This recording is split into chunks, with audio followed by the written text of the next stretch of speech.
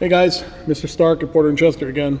So if we take a look at the project we're working on today, we're going to be changing things up and learning a couple new features. So this circuit says if I hit the start button, I energize C coil, C contacts close.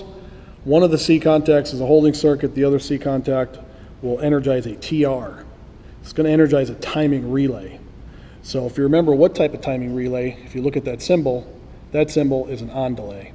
So we're going to set the parameter of the timer for 5 seconds. So in theory, if we hit the start button, 5 seconds later, that open contact for the timer will close, energizing the light. We're going to do this using memory bits. Memory bits are kind of cool because there's a ton of them inside the PLC, but they're not a physical output in the field. So you don't get voltage coming out of your outputs. It's there to help you build your program and not need as many outputs. So what we're going to eliminate in this is we're going to eliminate the C coil as a physical output, and we're going to eliminate the timer as a physical output. So remember, in our motor control labs, we needed both of those relay bases to make a circuit work. Here, the PLC is going to take care of both.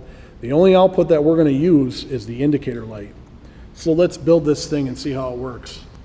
So in order to build this thing, we're going to try to go kind of quick so we can get to the meat of the matter. Open, open.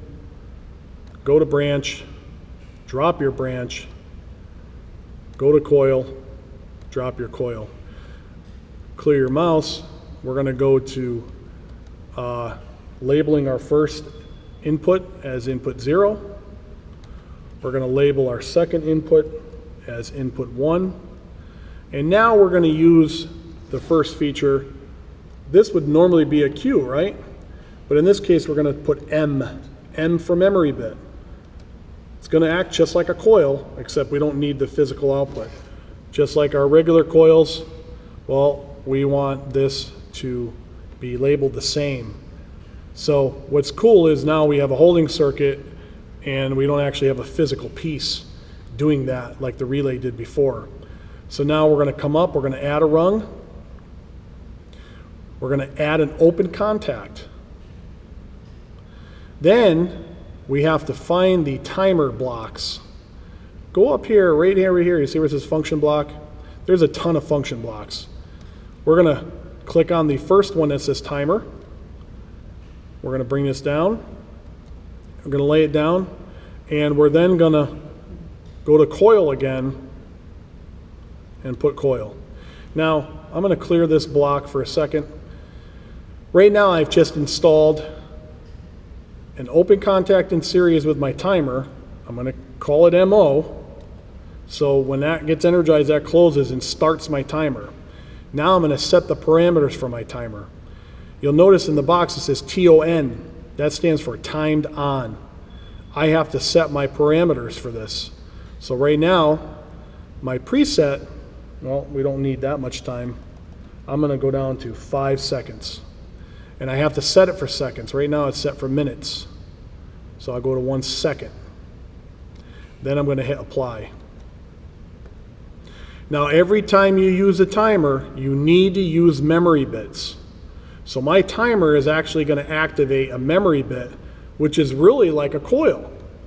The problem is I can't use MO because I already used it for my holding circuit, so this one has to be called M1. That's good.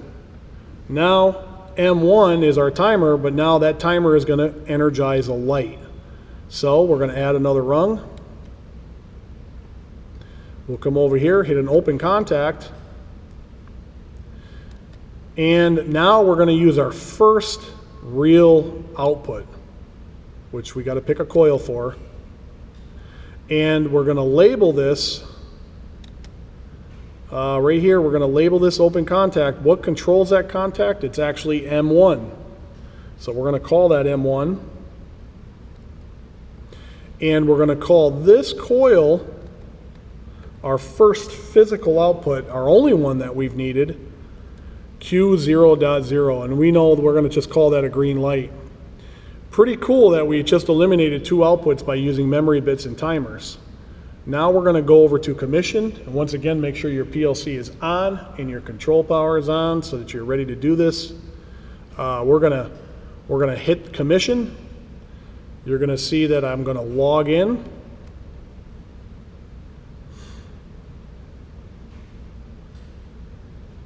We'll let this thing load up. Now, notice, same setup, PC to controller download. We've done this a few times already. I do want to override the program, whatever was in there.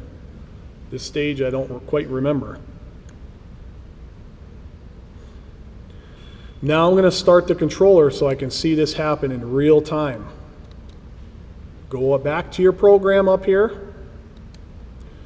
And right now you see my stop button is on, as it should be. I got the cover on. I'm going to hit the start button, and I want you to watch this time right below right near my finger, the preset 5. Watch it count. So I'm going to hit start. 1, 2, 3, 4, 5, and now you saw that path for current maintained to my 120 volt. I think that was a 120 volt light. I'm not sure what I had on here, exactly what I had. So if you take a look, Q0.0 is actually what's programmed, but Q0.0 is not one of my 120 volt outputs. My 120 volt output, my first one, starts at Q0.4. So interesting, because watch, if I bring this up, I don't have my light on because I actually have it wired to Q0.4. I have it wired to the right output, but I don't have it programmed as the right output. So watch what we're going to do here. Let's get out of here. Let's hit stop. Let's go back down to this, and we're going to call this, what did we say? It was 4. So let's go down to 4. That's the great part about being able to see what you're doing right and what you're doing wrong, because you need to understand that the program is going to tell you what you're doing wrong. So if I come up here, what you want to eventually do is apply your changes that you make. And the only way to do that is to make sure that you make the changes. Let's stop the controller. And we go back to commission. I do want to send these changes. So right now I just made the change. Now I'm going to start the controller, and we go back to programming. You see how that rung was a different color before because it's telling me that I got to make that save. Now we can go back and simulate by starting our circuit in a second here. Let's go back, and we see that everything is up and running. So everything was maintained. Now I got my light. So always keep in mind that when you're energizing and doing your stuff, you could be troubleshooting. And you'll also notice that the Q0.4 that's on here is actually a green light, but the label on there is incorrect, so we'll have to fix that. But the program works as it should. It timed out as it should. Let's do it one more time. We'll hit stop, and we'll hit start. Watch the counter, 1, 2, 3, 4, 5. Circuit works as it should, and you have your light. So pretty cool. We only needed one output for all that. Hope you enjoyed that, a little bit of troubleshooting too, and we'll see you at the next video.